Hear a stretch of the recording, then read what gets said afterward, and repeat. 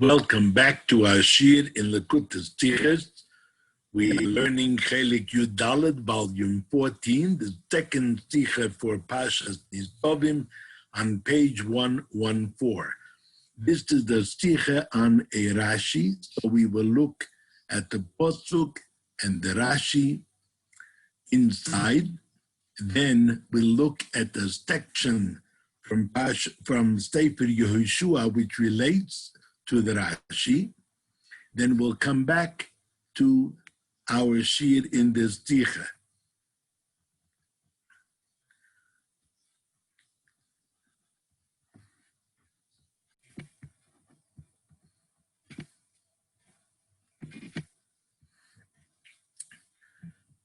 Okay, so here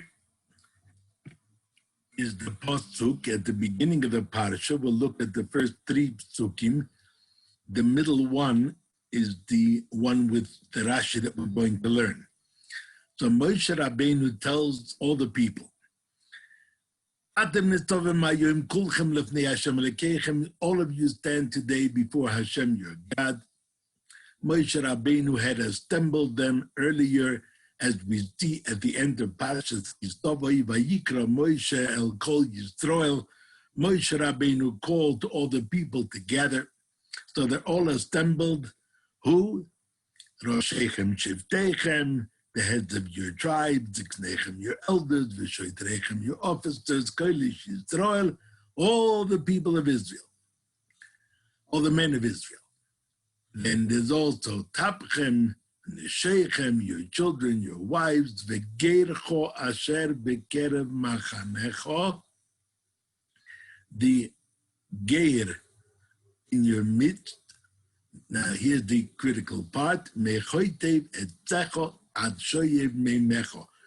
the wood chopper down to the water drawer. Why are you all assembled? In order to enter you into the bris, the covenant of Hashem your God, and his shvuah, his oath, Asher Hashem Elekecho, which Hashem is making with you today. What is this wood chopper and water drawer? So Rashi explains, Melamed, and this word is important, Melamed, the Pasuk teaches us, that people of Canaan came in the days of Moshe, as they came, Kederech Shabo Givoinim Bimei Yehoshua. These Canaanim came, his Gayer, to become Gerim in Moshe Rabbeinu's days, just like the people from Givoin came in the days of Yehoshua. V'zehu ha'omer b'givoinim, and this is the meaning of the Pasuk, which says concerning those Givoinim, Vayasu gam heimo be'ormo, and they too acted with trickery. What do you mean they too? So someone must have done it before them. Who was it? It was these people from Canaan who came to Moshe Rabbeinu. So now it's happening again, this time with trickery. Moshe Rabbeinu made them wood choppers and water drawers. So when Moshe Rabbeinu tells the people, all of you are assembled today, everybody, then he says, your wood choppers and your water drawers, this refers to those people of the Canaanim who Moshe had appointed in those roles. What is the story with Yehoshua? So we'll look at the parsha, Perek Tes, Pasuk Daled. It's Daled all the way through till about Chof, but I have here from Daled until Tezvov, from Pasuk 4 till about 15. We'll look at the English. I have the original Hebrew, because oistius machkimis, the original text makes you wise. So the story is that the people from Givoin in Eretz Yisrael, they came, they resorted to cunning and trickery. They disguised. What is their disguise? The disguise is that they took worn out, they made themselves look like they're coming from far, far away. Their clothes, the food and drink that they brought. It carries on in Posuk Hey, describing all the clothes that they were wearing, which made them look like they were traveling from far away, and how the food looked like it was old. So they come to Yeshua and they said so. We're coming from a distant land, and we'd like you to make a bris, a pact with us. Now, of course, had Yeshua known that they're coming from a local place, he would not make a pact with them. They were not allowed to make a pact with them. But they tricked him and said that they're coming from outside the country, from far away. So Yeshua said to these people, wait a minute, we can't make a pact with you. How do we know that you're coming from far away? Well, they ducked and they said, we'll be your subject. But Yeshua persisted and said, who are you? Where do you come from? So they said, we have come from a very distant country because of the fame of Hashem, your God.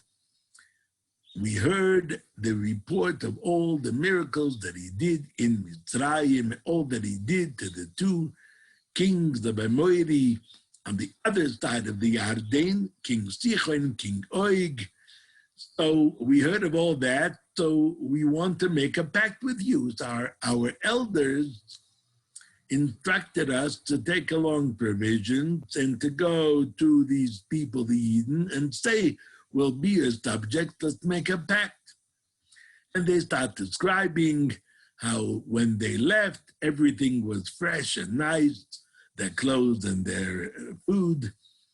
And now it's all worn out because of the long trip. And the people were taken in because of their food and their drink.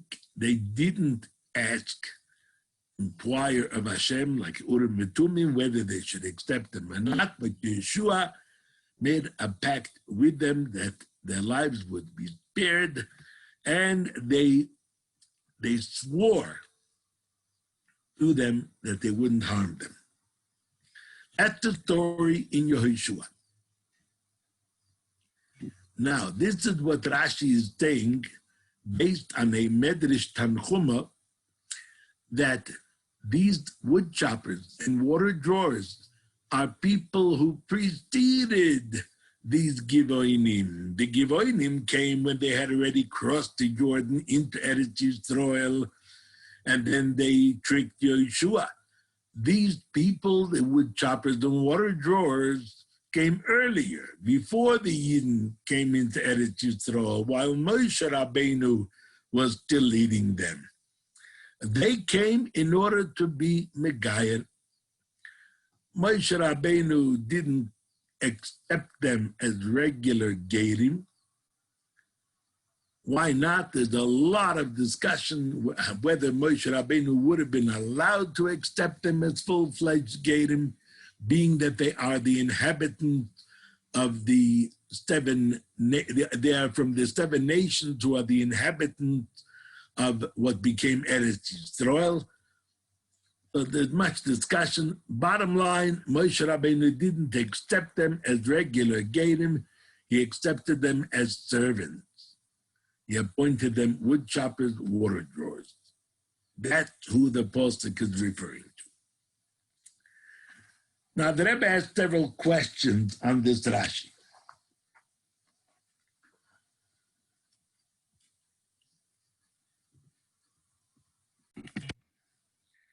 First of all, Rebbe says, Rashi does not say quite what the Medrash Tanchuma said. In the Medrash Tanchuma, it's clear that Moshe Rabbeinu did not accept them, but from the fact that Rashi omits this, he adds the word that they came lihizgayer, to become gerim, and he omits what Rashi says that Moshe Rabbeinu did not accept them, as it said in Tanchuma.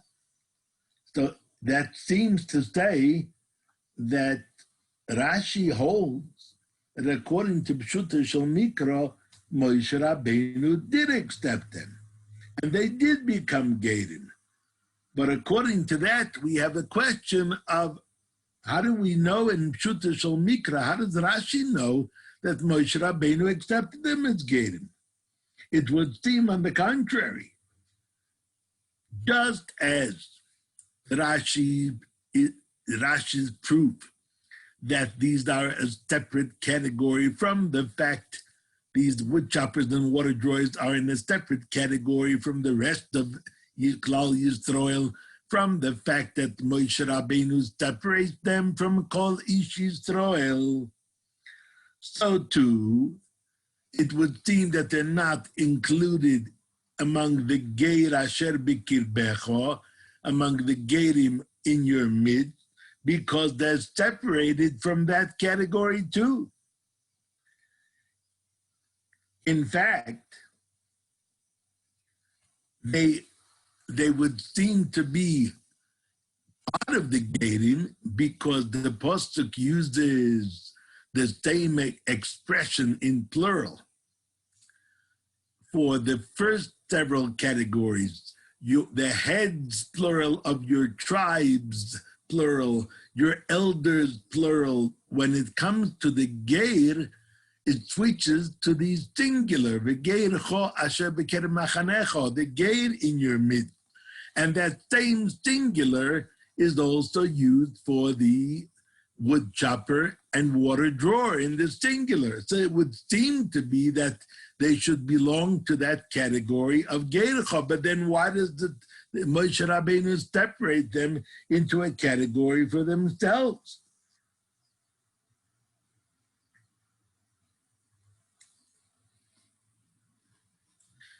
Furthermore, the expression from this to that, ad, implies that we're specifying a subcategory of that which came before.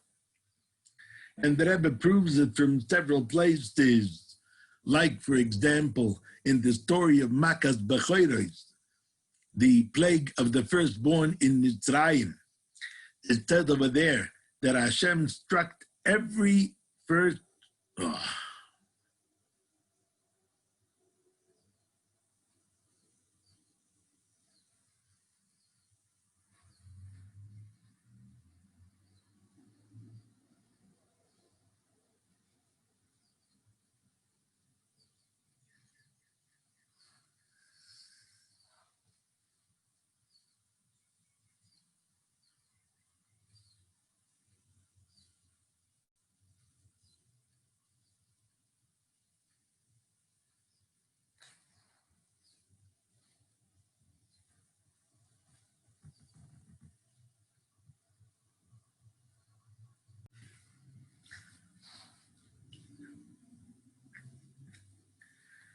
Second of all, what does Rashi mean when he writes Melamed? This pasuk teaches us that Canaanim came to be Megayer. Why not just say, these are the Canaanim who came in Moshe Rabbeinu's days? Third of all, why does Rashi quote, when he quotes the pasuk from Yehoshua about the Givoinim, Rashi doesn't stop after the words which prove his point. The words which prove his point are Vayasu Gam Hema. They too, the Givoinim too, did whatever they did. So that implies that someone had done it before him, which is in the days of Moshe. That's the proof. So why does Rashi quote the word be'ormo, that they came with trickery, since it's not relevant to his proof? And the Rabbi explains. In Pshuta Shal Mikro, it's clear that Choytev Techo and Shoyev Meimecho would seem to be part of the Jewish people because, after all, they're all gathered and assembled in order to enter into a bris with HaKadosh Baruch Hu. What the bris? About keeping the Torah and its mitzvahs. Were they separate from Klal Yisrael, then they are not responsible to keep Torah mitzvahs. So why would they be part of the bris? Therefore, it's logical to say that they belong to the category of Gerim.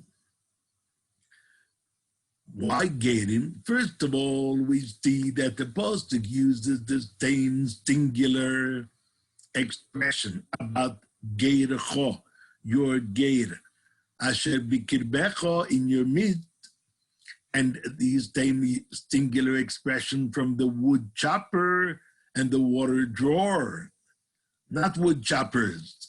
At the beginning, Moshe Rabbeinu says, you're all assembled today, the heads, plural, of your tribes, your elders, plural, etc., Koilish Yisrael, and then Tapchem, your children, plural, your wives, plural. When it comes to the Gerim, it switches to the singular. Since the wood chopper and the water drawer are also written in the singular, it would make sense that they belong to that category. Also, from the expression, from the water chopper till the wood chopper, till the water drawer, that expression implies that they are a subcategory of what came before. And the Rebbe proves that this is what the expression means from elsewhere. And for example, the Rebbe brings the story of Makas B'choires, the plague of the firstborn in Egypt, where it says that Hashem struck all the firstborn, from the firstborn of Paroi, who sat on his throne, till the firstborn of a shivcha, a maidservant, ad b'choir shivcha. So these are details of kol b'choir, every firstborn. It brings other proofs. So it would seem that they are a subcategory of that which came just before, which are the Gerim.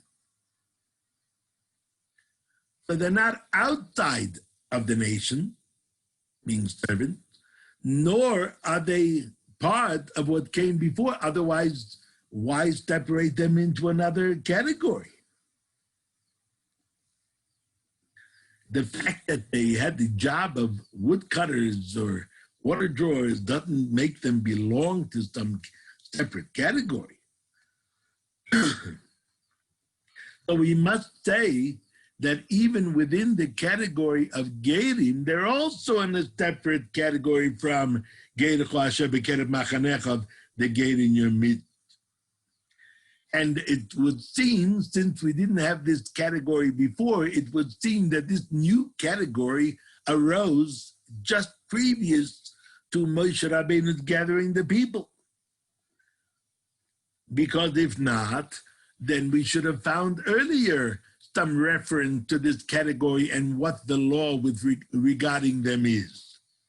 Therefore, Rashi says, since we find elsewhere in Tanakh a special category of Gerim in Yehoshua, so it's logical that this separate category of wood choppers, water drawers in the days of Moshe were like that category which we find in Yehoshua. So the reason that they became Gerim was for the same or similar reason to why the people became Gerim in the days of Yehoshua. In the days of Yeshua, Eden had already entered the land and they were about to conquer the area where these Givonim live, and that prompted the Givonim to disguise themselves and want to make a pact with Eden. In the case of Moshe, it was an earlier trigger, since Moshe Rabbeinu was now standing just opposite the Jordan, about to cross into Eretz Yisrael, so that prompted some of these Canaanim to come make a bris. So this is a new category which just arose. It didn't exist before. And that's why Moshe Rabbeinu separates them from all the rest. But the Rebbe, not so smooth. After all, what difference does it make why they were Megayed, why they became Gedim? After all, they Gedim. So why count them separate from the Gedcho?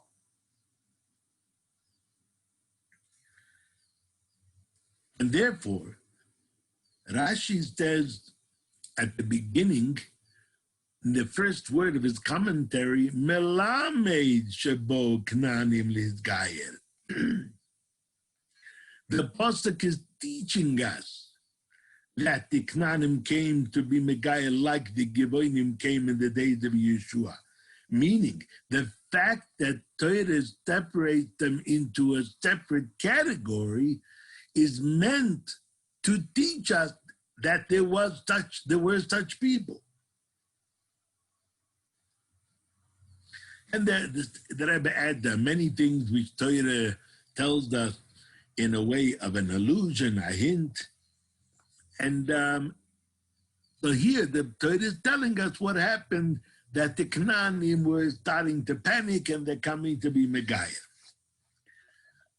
According to that, it comes out that a whole story that happened in the days of Moshe Rabbeinu, when they're about to enter the land, that the Canaanim came and were Megayah, that whole story is packed into 4 words.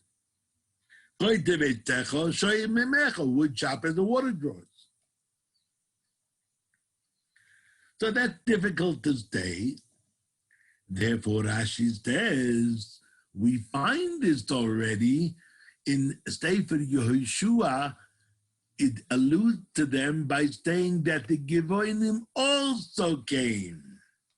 What's the also? That tells us that there was such an incident in the days of Moshe, before Yehoshua. In fact, what happened with Yehoshua is that when he discovered the trick, he berated them, and because they had already sworn to spare them, they had to keep their oath. But Yehoshua said, from now on, henceforth, you will always be wood choppers and water drawers and servants to Bnei Yisrael, and not regular citizens. So since we see the wood choppers and water drawers in Yehoshua, and it says over there that they too did that, which implied that it happened in the days of Moshe. So we understand that when we find wood choppers and water drawers, when Moshe Rabbeinu is talking, we understand that it's a similar incident that happened in the case of Moshe. But in the story of Yehoshua, we find that the people murmured and quarreled with Yehoshua. Why do you accept him? And the people ganged up on the leaders who had allowed the Givonim to make a pact. Now, if, as we're saying, that Moshe Rabbeinu already accepted the Canaanim, so why do they have any complaints to the leaders? It already happened before. They saw that Moshe Rabbeinu did it. And whatever the people thought, why didn't the leaders say? We took our cue from Moshe Rabbeinu, who also accepted the Canaanim. How can we say that Moshe Rabbeinu did it and it was unknown in the days of Yeshua?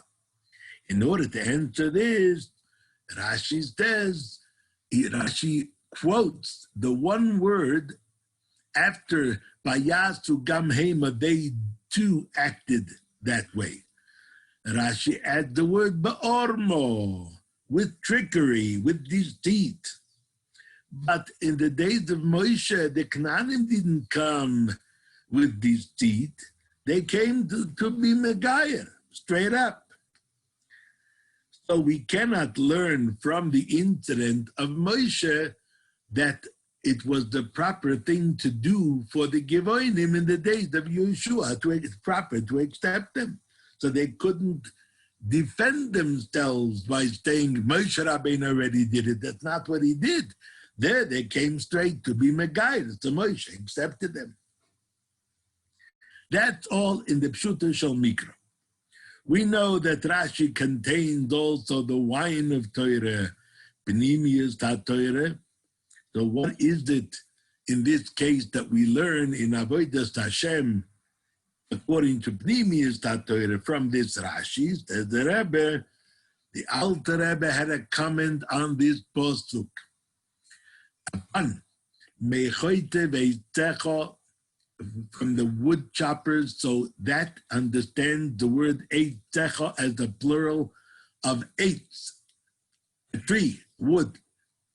But Eitzecho can also mean a plural of Eitzo, a plan. And the Alter Rebbe, in a pun on these words, said, B'choite Veitecho is the way in Avodas Hashem that we have to chop out all the many plans and schemes that we have, Rabbois, Machshavos, Belevish, many other thoughts in the heart of man. So we have to get rid of that craftiness. Shoyev Meimecho, the water drawers, also a lesson. Water, juiciness or moisture is always a sign of pleasure. As the phrase goes, Mayim matzmichim kol minei tainug, moisture produces all sorts of pleasure and delight. So the idea is, shoyev meimecha, we have to draw off these delight in Gashmi's things which we are attracted to because they're so pleasant, tantalizing, juicy. That's the Alter Rebbe's comment.